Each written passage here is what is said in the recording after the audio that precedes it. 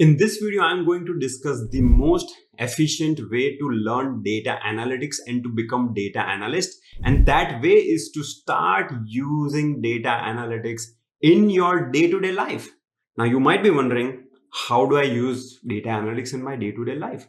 Well, I'm going to share 5 solid ideas where you will be using tools such as Excel, Power BI, etc. to perform data analytics for solving your real life problems. The first idea is to use Excel to maintain your personal income and expenses. If you go to Google Sheets, you will find the ready-made templates such as this one where you can maintain your monthly budget. Here, what you can do is start adding your expenses such as food, gifts, health, medical, etc. And then you can start tracking the differences. You might have planned some budget for these expenses, and then what are the differences you are getting. When you fill this file, not only it is helping you in tracking your personal finances, but check this, you are learning Excel formulas. Here they have used if formula. If you check this sheet, they have used a variety of formulas in this file. You can also maintain your detailed transactions for expenses and income both. You will also learn things like how to create a drop down in Excel. Many folks underestimate the power of Excel. Data analysts in the industry today use Excel heavily, and I have seen jobs where just by using Excel they can get a job.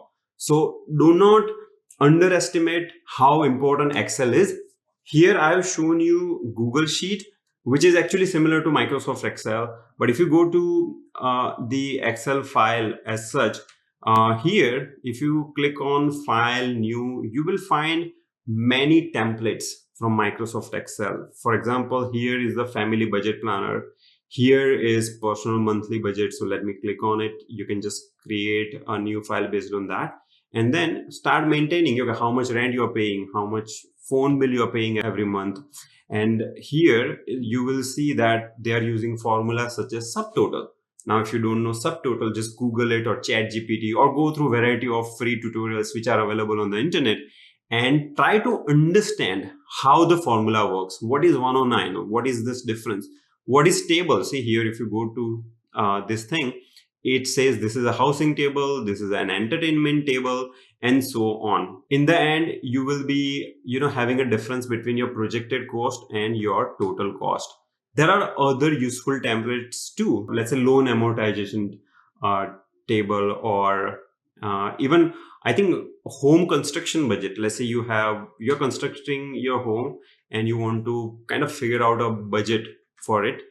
And here you can maintain all your itemized expenses. Now you'll see that they are using this bar chart. So if I increase this value, let's say the bar chart will increase. See, now you can figure out how does this work. It sounds like a magic, but they would have used Excel formulas, conditional formatting, lot of important features of Excel to maintain this.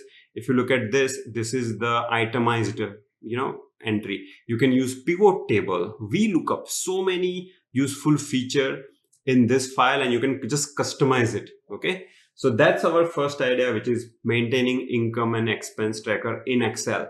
Now, once you are maintaining this thing in Excel, as a second step, you can start using Power BI for the same thing.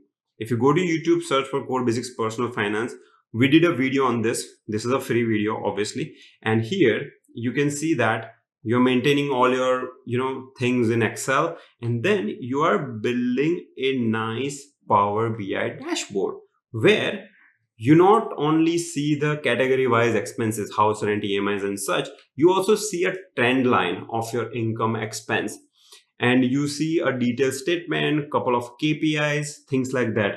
Just follow the video. It's a free video. All the details are provided. Now, once you have your tool for income expenses, you would have learned Excel and Power BI, which are the two most important skills they ask for when you go and look for a data analyst job. The second use case is to use Excel for love analytics. Now you'll be like, what the hell am I talking about? Can I use Excel for doing love analytics? Well, yes, you can. Go to YouTube, search Code Basics Love Analytics and open this video. I have video in Hindi and English both. Here, what we did in this video is a person who wants to get married, can put their criteria for the marriage. Let's say you want to marry a girl or a boy, you would have some criteria that that person should be caring, they should have respect for family, professionalism, whether they are working or not, spiritual values. You can put all these criteria here. You can also give a weightage that, for me, for example, if a person is doing job or not, doesn't matter much. It's just a 10% of overall criteria. You can put all these numbers, then you can put qualitative rating, high, low, etc. You can convert qualitative into quantitative rating by using VLOOKUP. In this video, by the way, we use VLOOKUP in Excel.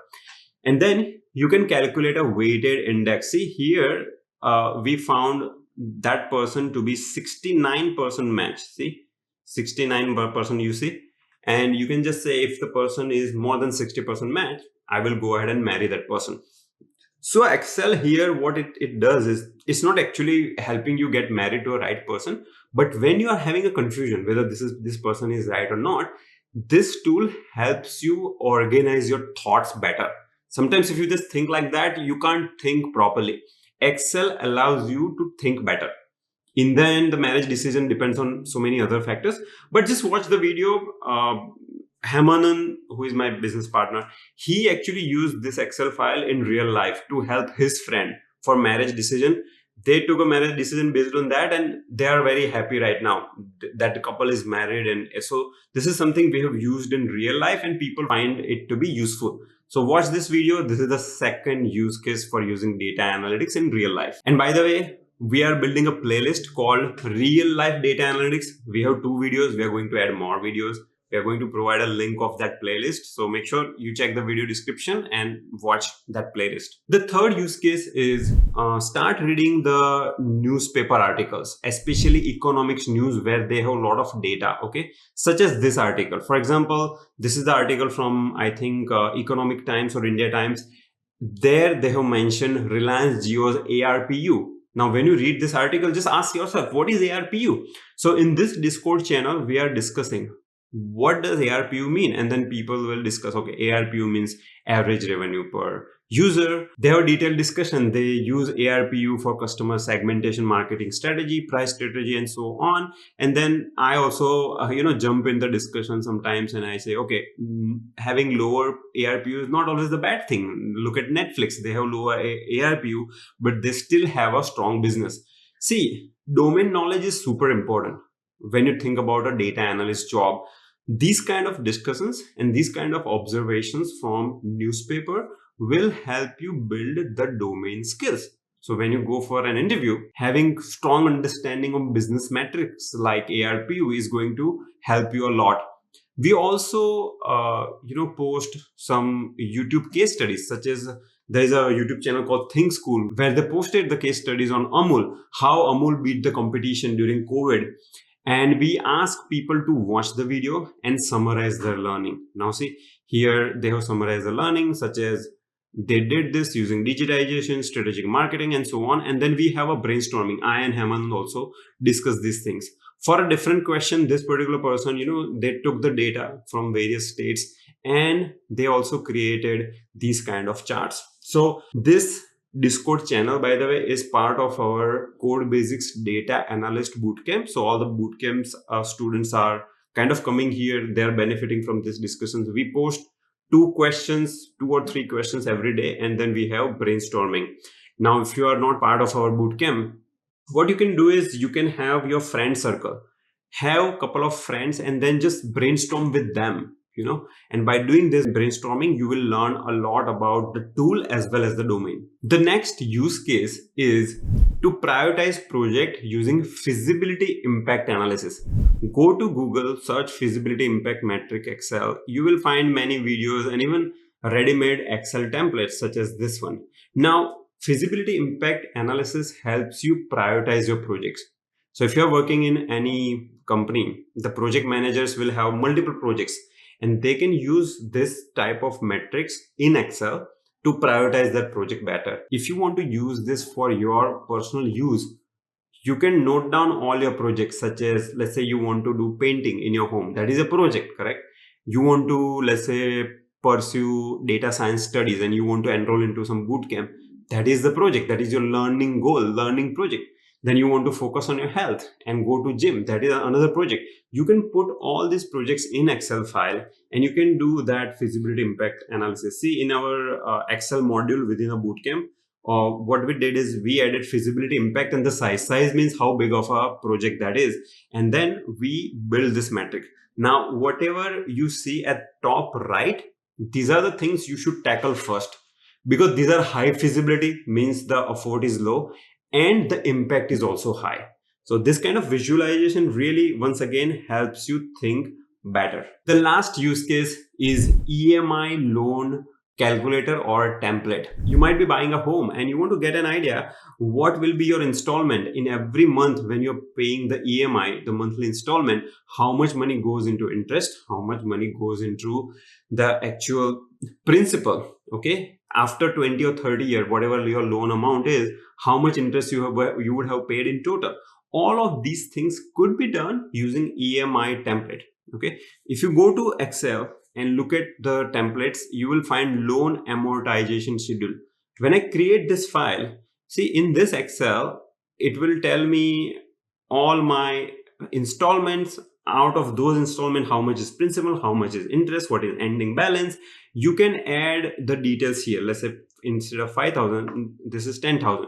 And see, these things change magically. Why? Because you are using all these Excel formulas. So while using this file, you will learn all these Excel formulas. You can also customize this file and make it such that it is appropriate for your own personal use case.